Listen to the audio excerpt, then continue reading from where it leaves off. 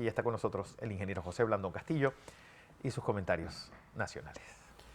Fernando, ¿usted ha ido a Bucarest? ¿A Bucarest? ¿Sí? No. No. Bien. A mí me llamó la atención ahora que usted hablaba de este Monstruo que hizo. monstruo que era Ceausescu.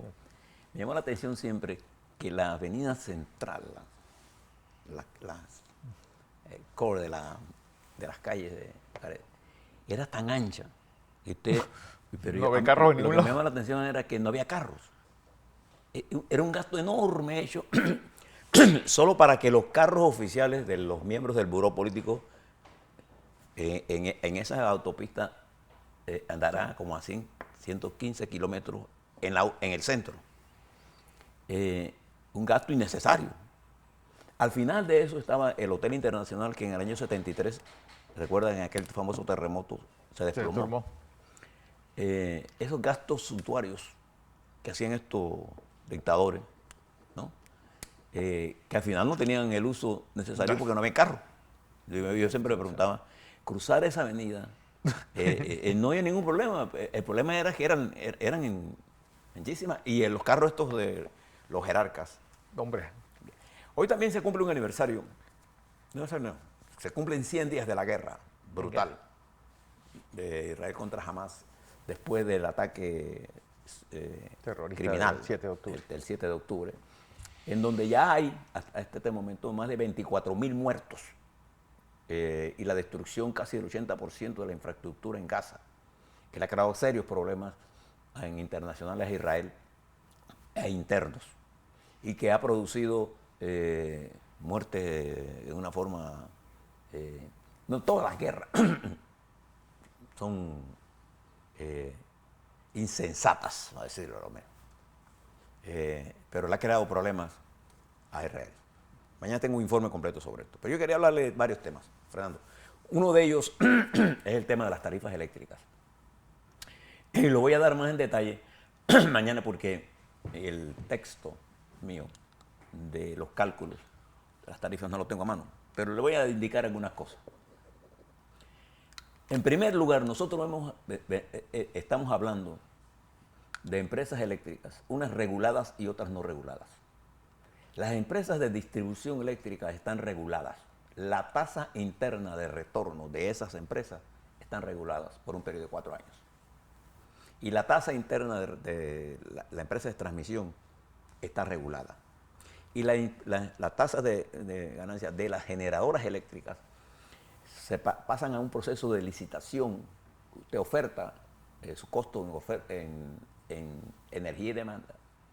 Y ese es el precio que se va a mantener a lo largo de su concesión.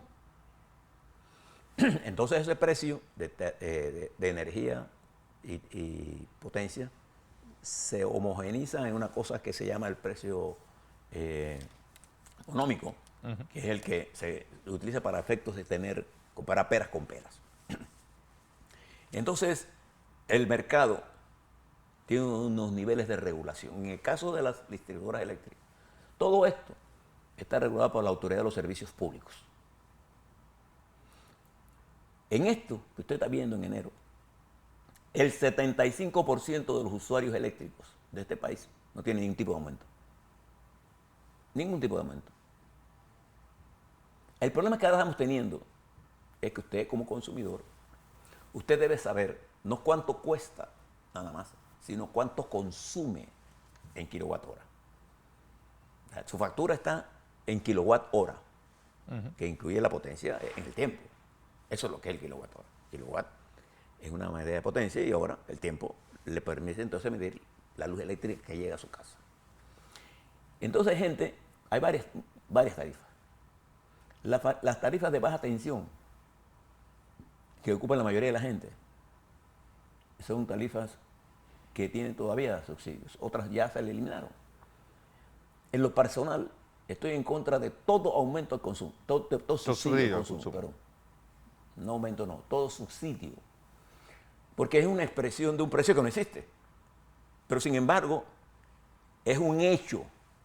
No le estoy diciendo que si yo pienso o no pienso, lo que yo pienso es inmaterial, es un hecho que el 75% de los usuarios del servicio eléctrico de este país no tienen aumento. y que los que están en BTS, en baja tensión, tienen precios bajos. El problema está cuando ustedes consumen.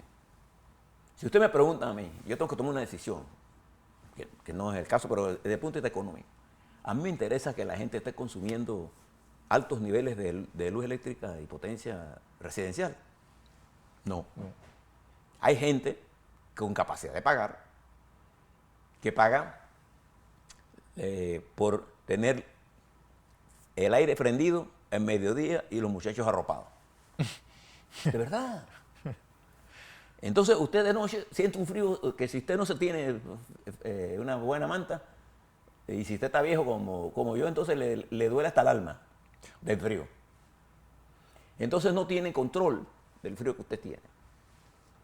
Y creo que sí hay un aumento a los de máximo consumo, porque le eliminaron algunos subsidios. Entonces, cuando hable del problema eléctrico, usted sepa que el sistema de transmisión se maneja de una forma, el sistema de distribución se maneja de otra forma y el sistema de generación se maneja de otra forma. Y el costo de generación está determinado por los niveles que usted oferta en las licitaciones, bien sea térmicas, bien sea de energía térmica, de hidráulica, de eólica o de sol. Después le hablo sobre esto. Pero lo que quiero es que señalarle a usted que en Panamá somos especialistas en convertirnos en expertos de la noche a la mañana sin haber estudiado absolutamente nada. Bueno, aquí noviembre nos dio... El caso de la minera es de antología. Sí. Repetimos tantas mentiras. Por ejemplo, una de las mentiras más dadas era que la cuenca hidrográfica de Minera Panamá, de lo que se llamaba Minera Panamá, bueno, se llama minera porque existe ahí, pues. Todavía existe. Ponía en peligro la cuenca hidrográfica del Canal de Panamá. Cosa que es totalmente falsa, no tiene nada que ver. La cuenca hidrográfica del Canal de Panamá básicamente viene del suministro de agua que se hace en la Sierra Llorona. Que fíjese usted lo que está pasando en este momento. Cuando usted habla con expertos en agua, que saben de esto, por ejemplo, hable con Ligia Castro, que ya sabe de esto, o la gente del Instituto Panameño, o Vigildo Herrera, y ellos saben de esto. ¿Qué nosotros hemos encontrado como tendencia? Uno, el cambio climático es un hecho real. Y como hecho real, está produciendo alteraciones que se van a mantener en el futuro en el comportamiento del clima y en el comportamiento estacional del tiempo. Son dos cosas diferentes. El clima como arco conceptual y el comportamiento estacional del tiempo como realidad de corto plazo. En el corto plazo, ¿usted qué está viendo?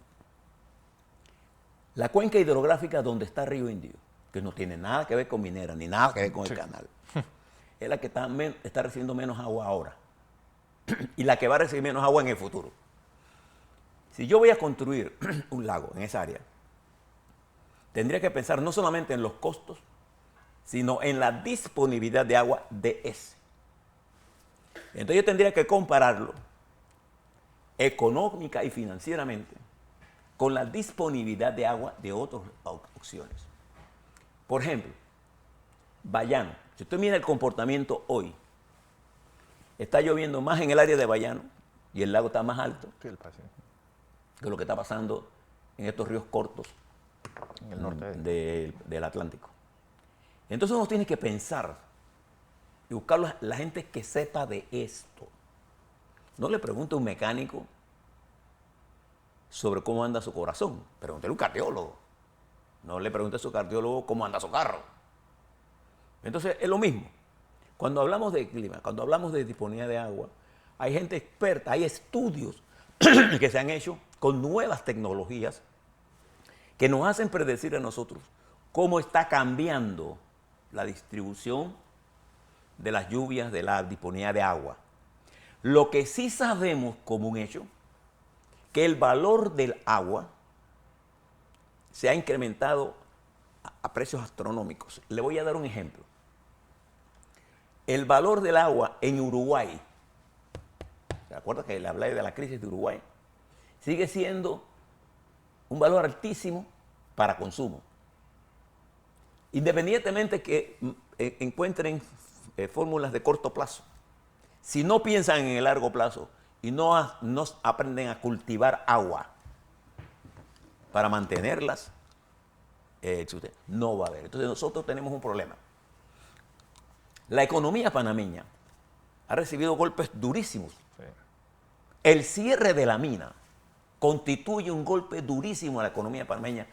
Le digan lo que le digan los demás, que si es la contaminación, qué sé yo. Claro que es cierto que todo lo que el hombre construye contamina. Por ejemplo, yo estoy más preocupado por la contaminación de la basura, por la contaminación de la cuenca hidrográfica del área de metropolitana, por la contaminación en el canal, por la salinización que está ocurriendo en el canal de Panamá y por los potenciales riesgos que tiene la contaminación, no por el paso de los barcos, no, es porque allí están las principales tomas de agua de los que usted dijeron.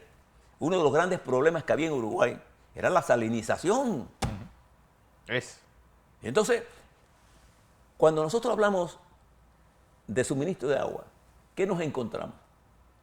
Nos encontramos que si usted ve la variable Río versus la variable Bayano, en términos de disponibilidad de agua, la variable Bayano tiene mayor disponibilidad de agua que la variable de Río Indio.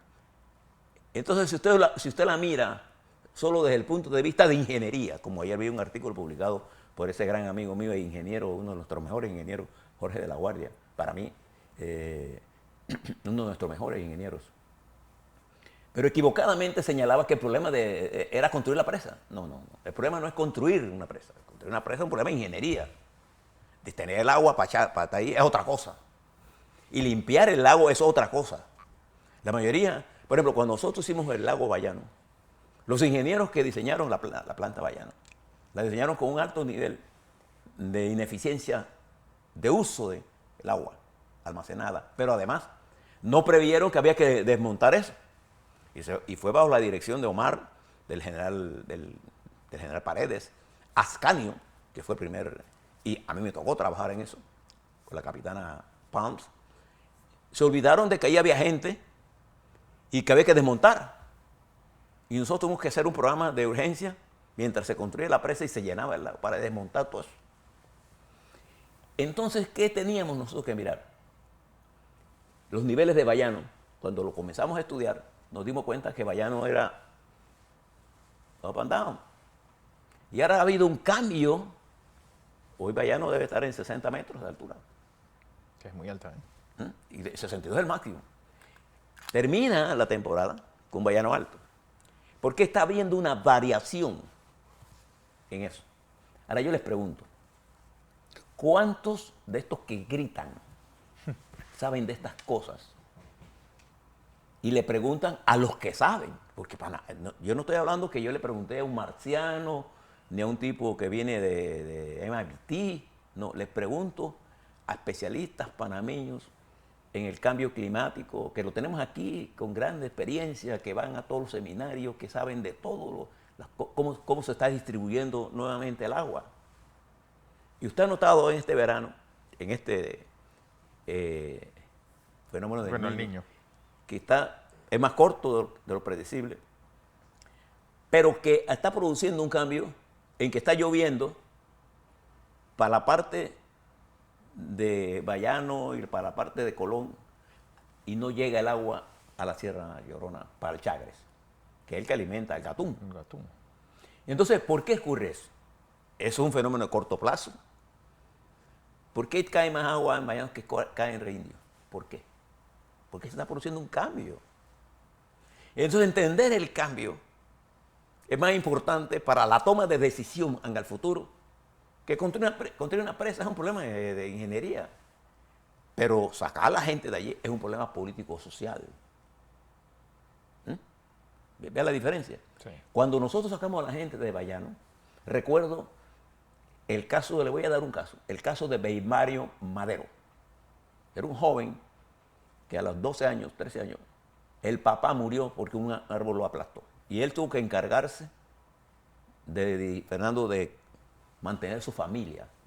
Y tenía en el lago Bayano, a la parte baja, una de las fincas más hermosas que usted se puede imaginar. Una parte importante en pastos mejorados, todo, casi todo. Pero tierra número 2, de los que saben de suelo, porque habrá tipos especialistas, no le voy a decir que es causa solo 2. Porque aquí hay especialistas para todo. Ya me imagino que por ahí alguien sabrá que es solo 2 y que mejor el 1. Bueno, nosotros a ese muchacho lo tuvimos que sacar de ahí, pero él no tenía título, tenía derechos posesorios. Y a él le pagamos menos que los indígenas cunas, que tenían menos tierras. Él tiene una ganadería de indobrasiles. Lo sacamos. Le pagamos como $70,000 por todo, vaca y todo. Y a los indígenas que sembraron otoe, que se dieron cuenta que había un error en el decreto, los costos de ellos eran más altos. Entonces son problemas que no lo saben los ingenieros estructurales. Esto lo saben los sociólogos, la gente que hacen los estudios sociales y los políticos que tienen que bregar con esto. Entonces, en un mundo de la desinformación, como la que tenemos ahora mismo, es fácil confundir a la gente. Pues sí. Y entonces uno, ¿a qué tiene que recurrir? A la ciencia. Debería. Y eso no es lo que está ocurriendo en Panamá. Observe una cosa que quiero hacerle la llamada la atención a los medios de comunicación y al Tribunal Electoral. Lo que pasa en Guatemala, lo que pasa en Ecuador, lo que pasa en Argentina, lo que pasa en Colombia, las atrocidades que hace el señor de Nicaragua.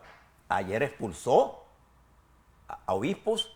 Los mandó para el Vaticano. Los mandó para el Vaticano y entiendo que de intermediario, ¿a quién usó? A Maduro. Mira esa complicidad. Los expulsó. Entonces, si nosotros no logramos entender el grave problema que significa estar creyendo en las redes sociales como elemento tecnológico. Las redes. Yo no estoy hablando de la información que está en los sitios que yo puedo recurrir a ellos, y recurro a ellos, de la NOAA, de los centros ¿cómo se llama?, de conocimiento científico en medicina, del CDC, o la Universidad de Harvard, la Universidad de Yorktown, de Columbia de Nueva York, o la Universidad de Tokio, o la Universidad de China, o la Universidad de Londres, Oxford, etc. Estoy hablando de los llamados influencers, que incluso ya están demandados en algunas áreas y ya se está tratando de buscar legislación, que escriben tonterías y ahora comienzan a escribir, ahora comienzan a averiguar de indio. Lo primero que locura que se le ocurre, la tiran al aire. Entonces eso capta a una cantidad de jóvenes nuestros que no tienen nada que hacer y entonces comienzan a repetirlo y vamos a joder Esto es el gran peligro que se enfrenta a Panamá. Nosotros estamos afectados ahora mismo por el cierre de mineras que lo precipitamos con mentiras. Y 2, todo el manejo que le estamos dando al canal de Panamá significa un grave problema si no entendemos ¿qué es lo que está pasando? ¿Qué es lo que está ocurriendo y de dónde puede provenir el agua para darle una salida permanente? Cuando yo hablo de salida permanente, Fernando, le hablo de un ciclo de más de 25 años. Claro. A un problema que está afectando a la República de Panamá. Nada más tiene que meterse a las redes y se da cuenta los ataques que está recibiendo el canal de Panamá, los ataques que está recibiendo Panamá como sitio de inversión. De manera que le hablo de todas estas cosas. No se hace nadie especialista de la noche a la mañana de yo sé de tarifa, no. Lo primero que tiene que saber usted es cómo leer su factura. Así es. Bueno.